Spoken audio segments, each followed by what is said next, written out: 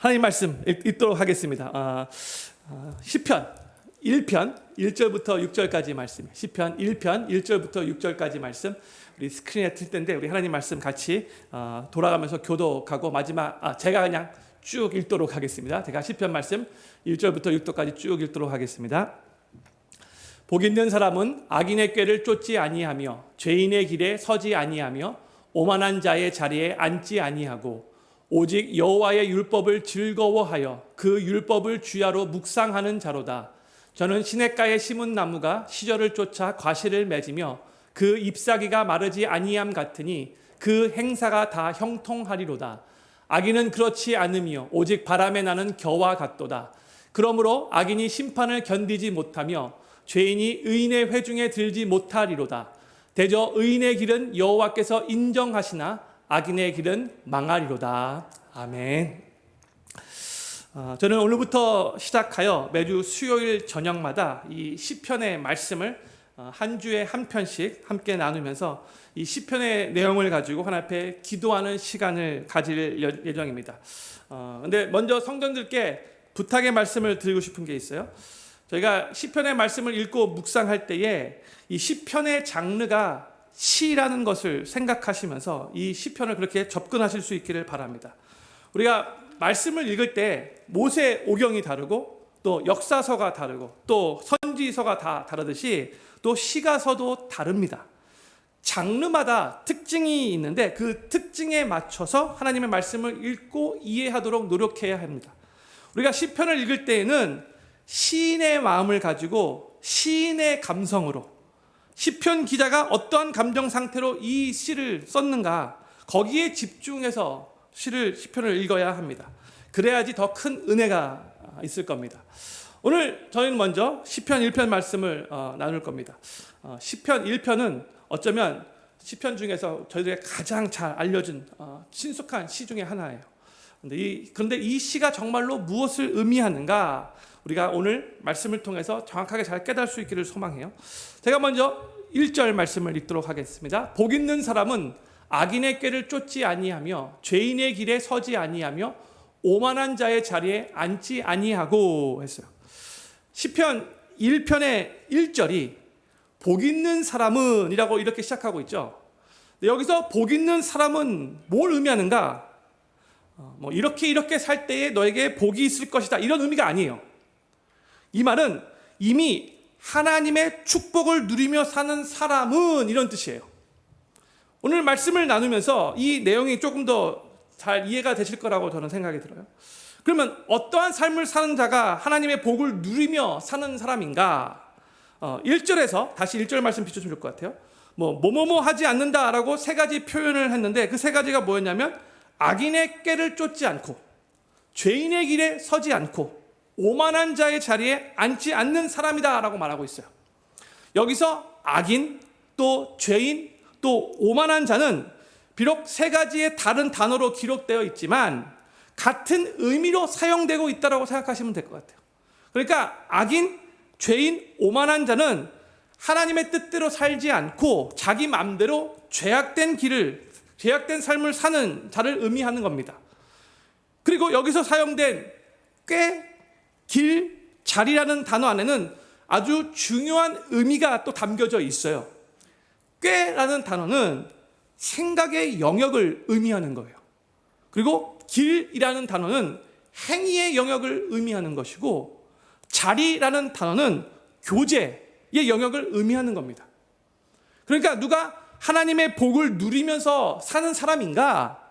생각의 영역, 행위의 영역, 그리고 교제의 영역 등 삶의 모든 영역에서 죄악을 멀리하는 사람이 하나님의 복을 누리며 사는 사람이라는 겁니다. 모든 인간은 누구나 다 죄성을 가지고 있죠. 예수님을 믿었어도 계속해서 죄성을 가지며 신앙생활을 하고 있어요. 그렇기 때문에 우리는 생각의 영역에서부터 이게 근본적이기 때문에 생각의 영역에서부터 먼저 거룩함을 추구해야 합니다.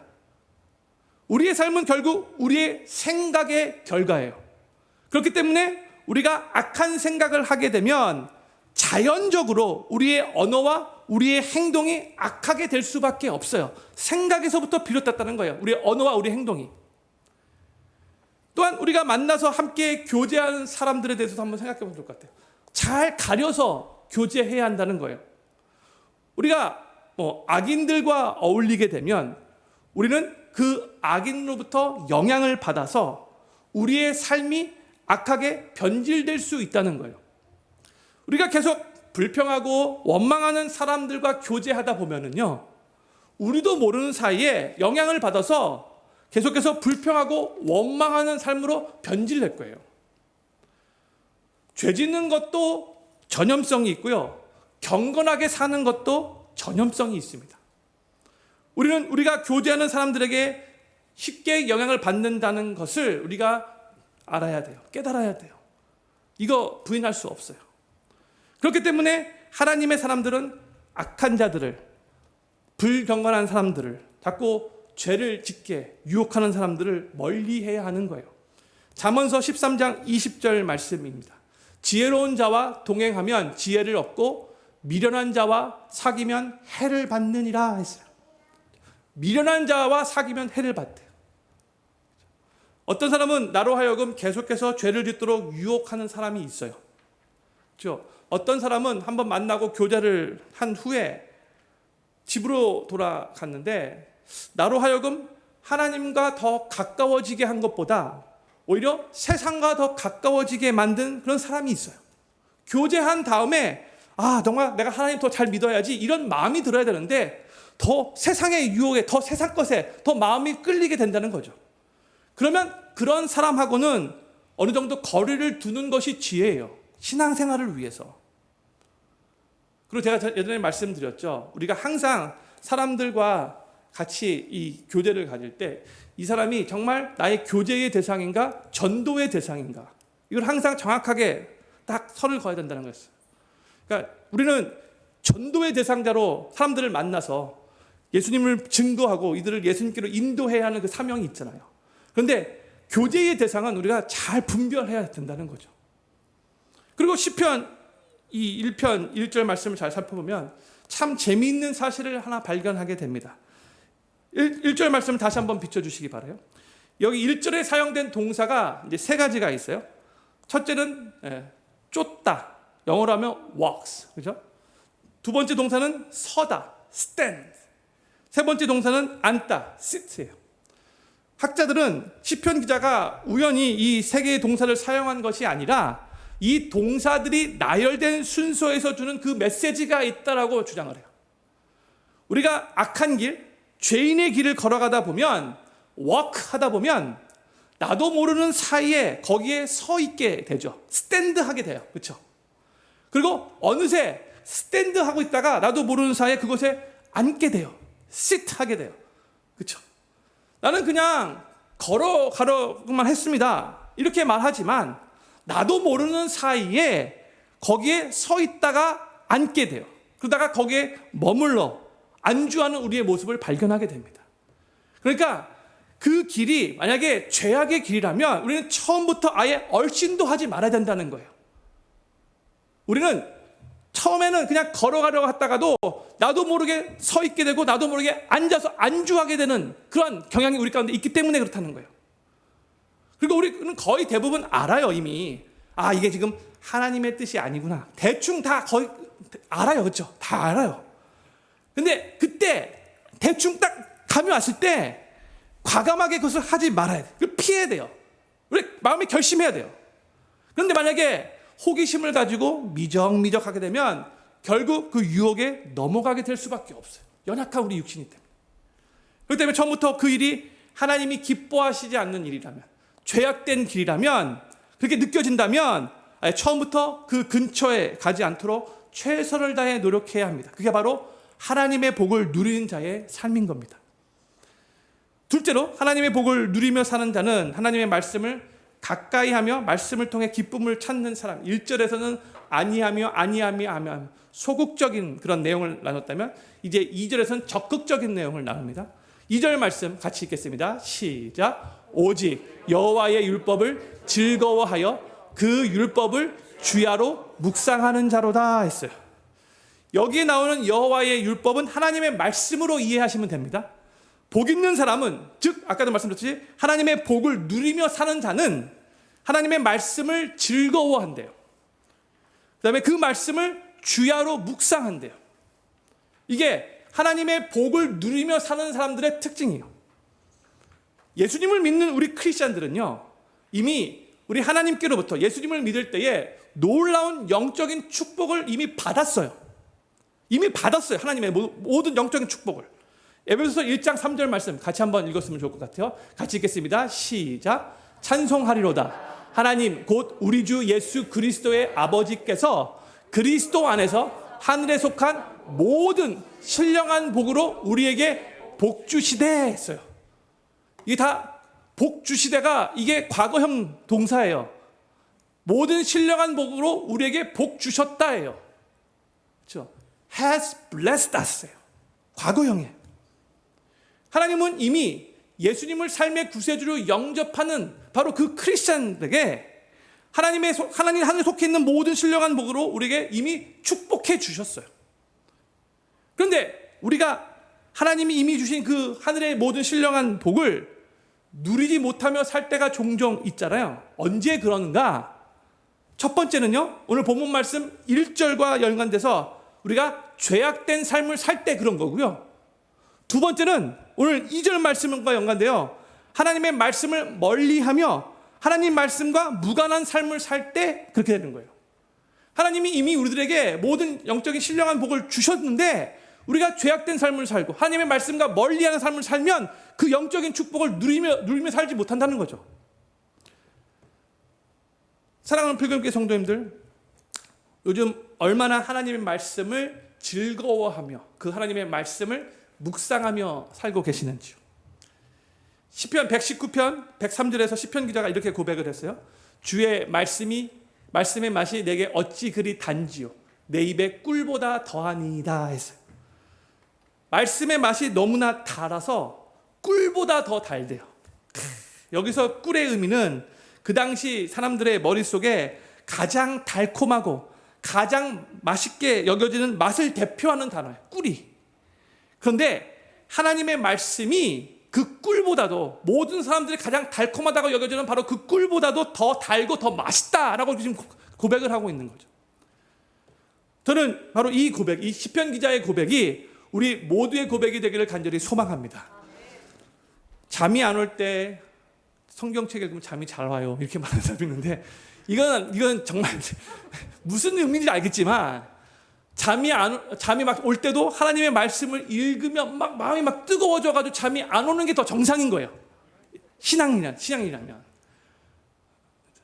근데 성경책만 읽으면 잠이 훅 오는 사람, 사랑하는 자에게 하나님이 잠을 주신다는 말도 하셨지만 정말 하나님의 말씀이 그냥 그렇게 수면제로 그렇게 사용되지 않았으면 좋을 것 같아요. 또 말씀을 별로 읽고 싶지 않은데 막 계속해서 막 읽으라고 막 푸시하니까 어쩔 수 없이 억지로 읽는 것이 아니라 정말 말씀의 은혜를 너무 사모해서 그 말씀이 너무나 좋아서 말씀이 너무 달콤해서 오늘 하나님께서 나에게 주시는 말씀은 무엇인가? 어떻게 내가 오늘 하나님의 말씀 붙잡고 오늘 승리하며 살 수 있을까? 이렇게 사모하는 마음으로 하나님 말씀 읽고 묵상해야 된다는 거예요. 매일매일. 그게 바로 하나님의 복을 매일 누리며 사는 삶의 특징인 거예요. 우리가 왜 하나님의 말씀을 읽고 묵상해야 하는가? 가장 중요한 이유는 하나님의 말씀에 삶을 아름답게 변화시키는 놀라운 능력이 있기 때문입니다. 히브리서 4장 12절 말씀 같이 읽도록 하겠습니다. 시작. 하나님의 말씀은 살았고 운동력이 있어 좌우의 날선 어떤 검보다도 예리하여 혼과 영과 및 관절과 골수를 찔러 쪼개기까지 하며 또 마음의 생각과 뜻을 감찰하나니. 아멘. 하나님의 말씀은요, 예전이나 지금이나 여전히 살았고 운동력이 있어요.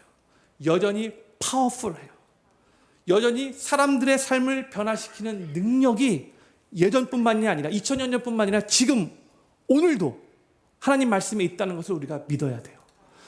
성경을 봐도 그렇고 또 크리스찬들 역사를 봐도 그렇고 지금 우리 주변의 사람들의 삶을 봐도 그렇고 하나님의 말씀을 통해 그 삶이 아름답게 변화된 사람들이 무수히 많죠.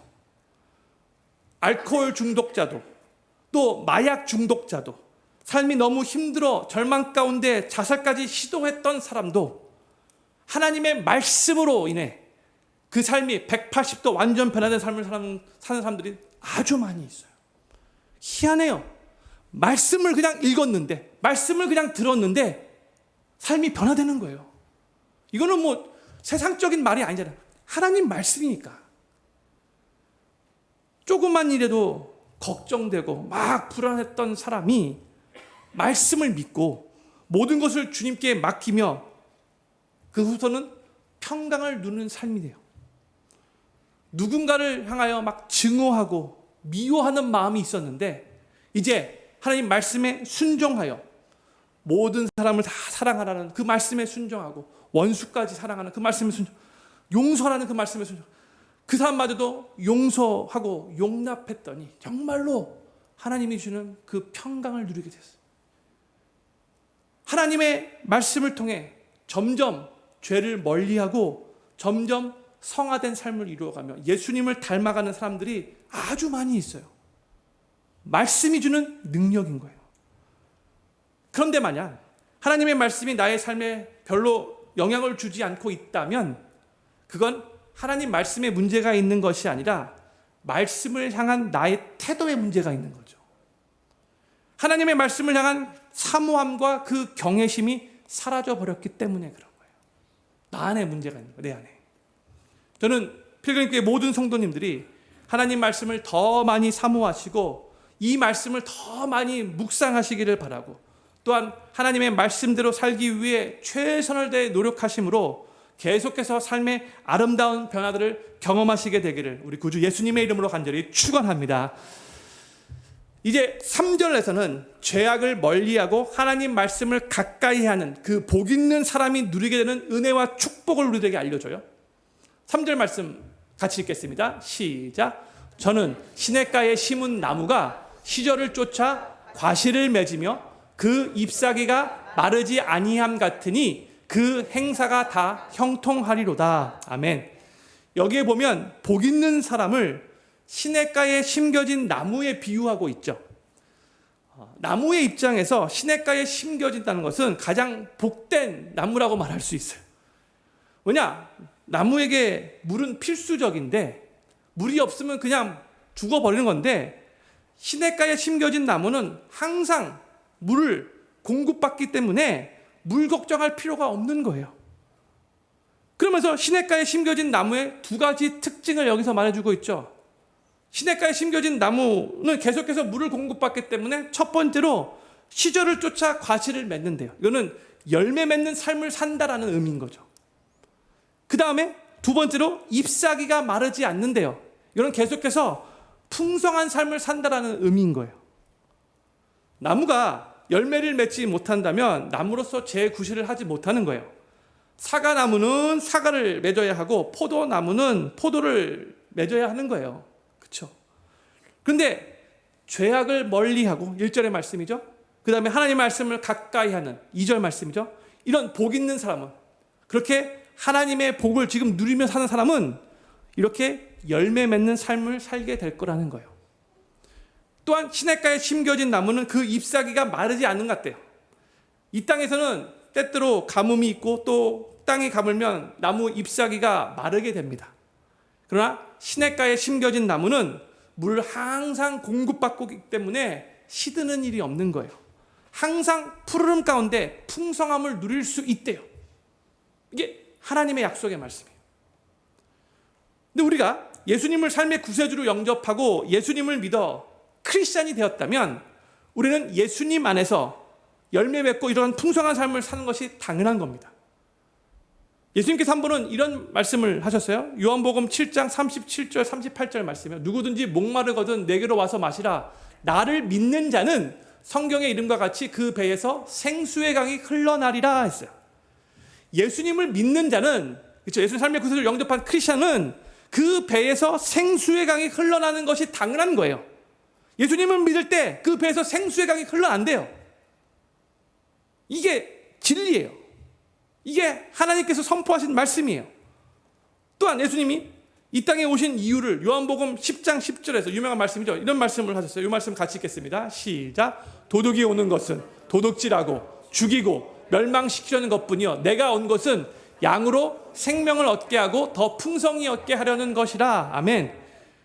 보세요. 예수님이 이 땅에 오신 이유를 말씀해 주시는데 예수님을 믿는 자들은 생명을 얻고, 여기서 말하는 생명은 영생을 의미하는 거죠.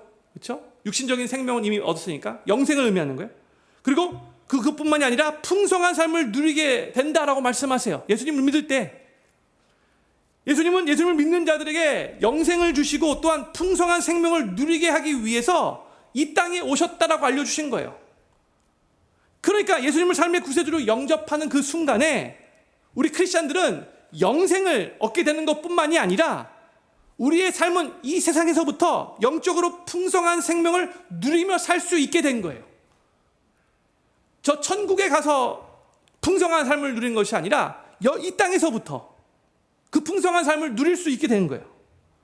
예수님을 믿는 믿음으로 인해 계속해서 열매를 맺고 예수님 안에서 풍성한 삶을 누릴 수 있게 된 거예요. 그게 바로 우리 크리스천들의 삶인 거예요. 이게 당연한 삶인 거예요. 그리고 이런 삶을 우리가 계속해서 소망해야 돼요. 하나님 말씀이 이렇게 열매 맺는 삶, 이렇게 풍성한 삶을 약속하셨는데 만약에 우리가 그런 삶을 누리지 못하고 있다면 하나님 열매 맺는 삶 살 수 있도록 도와주십시오. 하나님 풍성한 삶 살 수 있도록 도와주십시오. 계속해서 기도해야 되는 거예요. 뭔가 문제가 있네요. 더 열매 맺고 싶습니다. 아니, 더 풍성한 삶을 누리고 싶습니다. 기도해야 된다는 거죠. 이제 시편 1편 3절 말씀을 다시 보면 후반부에서 죄악은 이제 멀리하고 하나님의 말씀을 가까이 하며 사는 그렇게 복 있는 사람은 그 다음에 뭐냐면 그 행사가 다 형통할 거래요. 여기서 그 행사가 다 형통할 거라는 이 말씀 그냥 듣기만 해도 너무 기분이 좋죠. 은혜가 되는 말씀인데 근데 이것을 정확하게 우리가 이해해야 돼요. 삶에 아무런 문제나 환란이 없이 일들이 다 그냥 잘 풀릴 거라는 그런 세상적인 형통을 의미하는 것이 아니에요. 하나님께서 함께 동행하시며 하나님이 하나님의 방법으로 가장 선하게 인도하시는 그런 영적인 형통을 의미하는 거죠. 요셉도 억울하게 보디발의 집에 노예가 되었고요. 또한 억울하게 누명을 쓰고 옥살이까지 하게 되었는데 그런데 그럼에도 불구하고 성경은 그 억울함 가운데서도 뭐라고 기록하고 있냐면 창세기 39장 2절 말씀에 여호와께서 요셉과 함께 하심으로 그가 형통한 자가 되어 했어요. 지금 형들이 미워해서 이 요셉을 노예로 판 거거든요. 너무나 억울한 상황인데 그럼에도 불구하고 하나님께서 요셉과 함께 하심으로 형통한 자가 되었대요. 또 억울하게 누명을 쓰고 이 보디발의 아내가 이 요셉을 감옥에 가두게 만들었죠. 근데 그럼에도 불구하고 창세기 39장 23절은 이렇게 말씀을 합니다. 전옥은 그의 손에 맡긴 것을 무엇이든지 돌아보지 아니하였으니 이는 여호와께서 요셉과 함께 하심으로 여호와께서 그의 범사에 형통케 하셨더라 했어요. 억울하게 노예가 되고 또 억울하게 누명쓰고 감옥에 갇히게 되었는데도 하나님과 친밀하게 동행하며 하나님의 뜻대로 하나님이 기뻐하시는 삶을 살려고 최선을 다해 요셉이 노력을 했어요. 그리고 성경은 하나님이 그와 함께 하심으로 형통한 삶을 살았다라고 그렇게 우리들에게 알려주고 있어요. 이 형통은 고난이 없는 형통이 아니라 고난 중에 하나님이 함께 하시는 형통이었어요. 모세가 죽은 후에 여호수아가 이제 이 200만 명이나 되는 이스라엘 백성들 광야 생활하면서 정말 순종하지 않고 그냥 원망 많이 하는 이스라엘 백성들 여호수아가 누구보다도 다 지켜봤잖아요. 근데 이들을 데리고 이제 이 가나안 땅 정복 전쟁을 치러야 했어요. 너무나 두려웠어요. 여호수아 입장에서는. 근데 그 상황에서 두려워하고 있었던 이 여호수아에게 하나님이 이 말씀을 주셨죠. 여호수아 1장 8절 말씀 같이 읽겠습니다. 시작. 이 율법책을 내 입에서 떠나지 말게 하며 주야로 그것을 묵상하여 그 가운데 기록한 대로 다 지켜 행하라. 그리하면 내 길이 평탄하게 될 것이라. 내가 형통하리라. 아멘. 이 말씀이 오늘 본문 말씀인 시편 1편 말씀과 너무나 많이 흡사해요. 그렇죠? 앞으로 여호수아가 이 말 되게 안 듣는 이 이스라엘 백성들과 함께 적들과 싸워야 하는데, 수많은 전쟁을 치러서 이 가나안 땅을 정복해야 하는데, 그러면 그 전쟁을 통해서 참 많이 어렵고 힘들 수 있고 또 적들이 강할 때마다 참 두려울 수 있는데, 그런데 하나님이 뭐라고 말씀하시냐면 하나님의 말씀 묵상하고 그 말씀대로 지켜 행하래요. 그러면 하나님께서 그 길을 평탄케 해주실 것이고 하나님께서 여호수아를 형통하게 해주실 거래요. 우리도 수많은 영적 전쟁을 치르며 살고 있죠. 그 앞에서 어떨 때는 정말 두렵고 떨려요. 근데 우리가 해야 할 일은 무엇인가? 다른 게 아니에요. 우리가 해야 할 일은 하나님의 말씀을 묵상하면서 그 무엇보다도 그 말씀을 지켜 행하기 위해 최선을 다해 노력해야 돼요. 그러할 때에 하나님께서 우리와 친밀하게 동행해 주시고 우리의 삶을 가장 선하게 인도해 주실 것이며 우리의 길을 평탄케, 우리의 삶을 형통하게 하나님께서 해 주실 것을 믿으시기 바랍니다. 저는 필그림교회 모든 성도님들이 죄악된 길은 멀리하고, 1절 말씀이요, 하나님의 말씀은 가까이 하면서, 2절 말씀, 그로 인해 열매 맺는 삶, 또한 풍성한 삶을 누리시기를 바라고, 또한 하나님과 친밀하게 동행하시면서 하나님의 방법으로 가장 선하게 인도하시는 형통한 삶을 삶 가운데 누리시게 되기를 우리 구주 예수님의 이름으로 간절히 축원합니다. 이제 시편 기자는 4절부터 복 있는 사람, 그 의인과 대조되는 악인의 삶에 대해서 우리들에게 또 알려줍니다. 4절 말씀, 악인은 그렇지 않으며 오직 바람에 나는 겨와 같도다 했어요. 악인은 복 있는 사람과 완전 다르다라고 지금 대조하면서 바람에 나는 겨와 같대요. 곡식을 켤 때에 곡식의 알은 밑으로 다 떨어지지만 이 겨는 바람에 날아가 버리죠. 악인이 바람에 나는 겨와 같다라고 말할 때에 악인은 결국 바람만 불면 쉽게 날아가 버리는, 전혀 그 삶에 견고함이 없다는 것을 의미하고 있는 거예요. 그냥 날아가 버리는 거예요. 그게 바로 악인의 삶이래요. 그리고 여기서의 바람은요, 세상의 풍조 또한 세상의 환란을 의미하는 말이에요. 그러니까 악인은 세상의 풍조를 따라 이리저리 쉽게 흔들리고 또한 환란의 때에는 견고하게 서 있지 못한다라는 그런 의미인 거예요. 그렇지만 악인은 그렇다 할지라도 복 있는 사람은, 의인은 세상 풍조와 환란 앞에서도 든든히 설 수 있습니다. 잠언서 10장 25절 말씀 같이 읽겠습니다. 시작. 회리바람이 지나가면 악인은 없어져도 의인은 영원한 기초 같으니라. 아멘. 우리의 삶을 보면 정말 바람 잘 날이 없죠. 그리고 때때로 강한 이 회리바람이 또 불어요. 그냥 잔잔한 이런 미풍이면 그래도 괜찮은데, 시원하고 좋은데 회리바람이 불 때가 종종 있어요. 그런데 성도님들, 이런 회리바람이 불지 않는 삶은 아무도 없어요. 모든 사람들의 삶에 다 회리바람들이 다 불죠. 모든 사람들의 삶에 이 회리바람이 부는데, 그런데 중요한 것은 뭐냐면 그런 강한 회리바람이 불 때에 우리의 삶이 어떻게 되느냐, 이게 중요한 거잖아요. 죄악을 멀리하고 하나님의 말씀을 가까이 하는 사람은, 복 있는 사람은, 하나님의 복을 누리며 사는 사람은 그런 회리바람에도 크게 요동하지 않고 견고하게 서일 수 있어요. 우리의 삶은 돈이 많아서 견고해지는 게 아닙니다. 우리의 형편이 안정될 때에 그 삶이 견고해지는 것도 아닙니다. 내 주변에서 나를 도와줄 것 같은 사람들이 많이 생길 때에 그때 내 삶이 견고해지는 게 아닙니다. 우리의 삶은 그럼 언제 견고해지는가? 하나님의 변함없는 말씀 위에 우리의 삶을 건설할 때에, 그 반석 되시는 하나님 위에 우리의 삶이 그렇게 건축될 때에 아무리 강한 회리바람이 분다 할지라도 우리의 삶은 견고할 수 있는 겁니다. 마태복음 7장 24절 25절 말씀 같이 읽겠습니다. 시작. 그러므로 누구든지 나의 이 말을 듣고 행하는 자는 그 집을 반석 위에 지은 지혜로운 사람 같으리니 비가 내리고 창수가 나고 바람이 불어 그 집에 부딪히되 무너지지 아니하나니 이는 주초를 반석 위에 놓은 연고요 했어요. 우리 삶에 때때로 비가 내리고 창수가 나고 바람이 부는데, 그럴 때 그 삶이 무너지지 않는 자는 하나님의 말씀을 순종하며 사는 사람이래요. 말씀에 순종하는 사람. 저는 필그림교회 모든 성도님들이 항상 하나님의 말씀을 순종하며 살기 위해 최선을 다해 노력하시기를 바라고, 그래서 삶에 회리바람이 불고 큰 폭풍이 일어난다 할지라도 그 삶이 요동하지 않고 견고하게 서 있게 되기를 우리 구주 예수님의 이름으로 간절히 축원합니다. 시편 기자는 5절에서 계속 악인의 삶에 대해서 계속해서 말씀해요. 5절 말씀이요. 그러므로 악인이 심판을 견디지 못하며 죄인이 의인의 회중에 들지 못하리로다 했어요. 여기서 악인은 하나님의 심판을 견디지 못한다라고 말씀하고 있죠. 이 심판은 이 세상을 살아가면서 인과응보로 받는 그런 심판을 말하는 것이 아니라 이 세상 마지막에 있을 최후 심판을 말하는 거예요.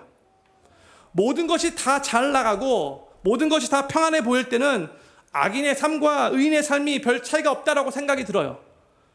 도리어 악인들이 이 세상에서 잘 나가고 번성하게 되면 그런 악인의 삶을 부러워할 때도 있죠. 그러나 하나님께서 심판하시는 때가 오는데 그때 악인은 그 심판을 감당하지 못하는 거예요. 여기에 비로소 의인과 악인의 그 삶의 차이가 확연하게 드러나는 거예요. 그러면서 시편 기자는 5절 후반부에서 또 이렇게 말해요. 죄인이 의인의 회중에 들지 못하리로다 했어요. 여기서 의인의 회중은 뭘 의미하는가? 1차적으로는 믿음의 공동체인 교회를 의미하는 것이지만 궁극적으로는 그 의인들이, 이 교회의 교인들이 함께 들어갈 천국을 의미하는 거예요. 그러니까 죄인이 의인의 회중에 들지 못한다라는 이 말은요, 악인은 심판을 받음으로 말미암아 영원히 천국에 들어가지 못하게 된다라는 그런 의미인 거예요. 하나님의 심판의 날은요, 영적인 의미에서 영원한 분리의 날이에요. Day of separation이에요. Eternally. 하나님은 심판의 날에 양과 염소를 명확하게 분리하실 것이고 separate 시키실 것이고 또한 가라지와 곡식을 명확하게 분리시키실 거예요. 바로 심판의 날은 분리의 날이에요. 저 양은, 저 곡식은 영원히 천국에 들어가게 할 것이고 저 염소는, 저 가라지는 영원히 지옥에 들어가게 하시고 분리시키는 날이에요. 예수님을 온전히 믿어 구원받은 의인들은 천국에 함께 모여서 영원히 영광스럽게 기쁨 가운데 고통 없이 살아갈 것이지만 예수님 믿지 않고 회개하지 않고 자기 맘대로 죄악된 그 삶을 살았던 사람들은 영원히 지옥에서 고통받으며 살게 될 거예요. 그러니까 의인과 악인은 본질적으로 엄청나게 큰 차이가 있는 거예요. 그 차이는 영원한 생명과 영원한 죽음의 차이고 또 천국과 지옥의 차이예요. 어마어마한 큰 차이인 거예요. 그 어떤 것도 이 차이와 견줄 수 없어요. 그러면서 오늘 본문 맨 마지막 절 6절에서 시편 1편을 이렇게 마무리합니다. 같이 읽겠습니다. 시작. 대저 의인의 길은 여호와께서 인정하시나 악인의 길은 망하리로다. 아멘. 여기서 결론적으로 의인의 영원한 복과 악인의 영원한 멸망을 극명하게 대조시키며 말씀하고 있어요. 하나님께서 의인의 길을 인정하신다라고 말씀하셨는데 영어로 보면 The Lord knows라고 번역되었죠. 그러니까 하나님께서 의인의 길을 다 알고 계신다라는 의미예요. know, 다 아신다. 근데 이 여기서 안 되는 건 지식적인 knowing이 아니라 이것은 개인적인 관계를 통해 깊이 아시고 또 그 의인을 하나님이 깊이 사랑하시고 그에게 결국 영생의 복을 주신다라는 그런 의미인 거예요.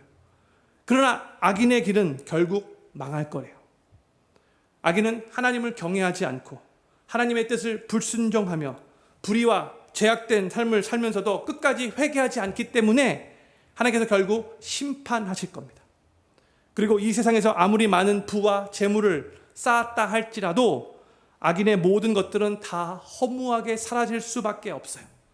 그리고 그의 영혼은 지옥에 던져져서 영원히 고통 가운데 살게 될 거예요. 이와 같이 의인과 악인의 길은 확연히 다릅니다. 큰 차이가 납니다. 이 둘의 가치관이 다르고요. 이 둘의 추구점이 다르고요. 그 둘의 생활 방식이 다르고 그 둘의 삶의 목표가 다르고 그리고 결국 그 둘의 결말이 완전 다릅니다. 그렇기 때문에 우리는 믿음 없는 이 세상 사람들이 이 세상에서 일시적으로 누리는 그 부귀영화를 부러워하지 말고 도리어 그들을 불쌍히 여길 수 있어야 돼요. 우리가 정말로 지금 하나님이 주시는 영적인 축복을, 하늘에 속한 모든 그런 영적인 축복을 누리며 산다면 세상 사람들이 누리고 있는 그 부귀영화 때문에 막 부러워하지 않아요.